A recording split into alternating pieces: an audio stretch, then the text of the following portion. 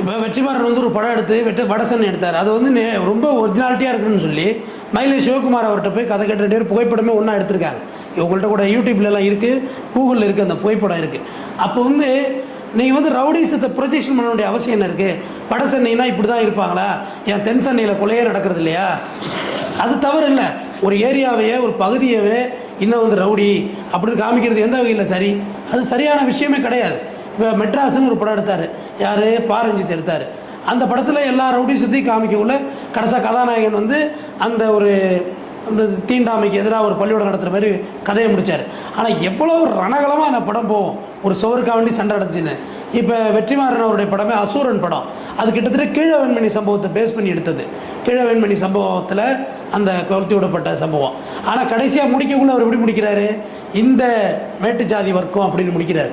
யார் அந்த மேட்டு ஜாதி வர்க்கம்? ஏன் அப்படி முடிக்கணும்? அந்த கொலையை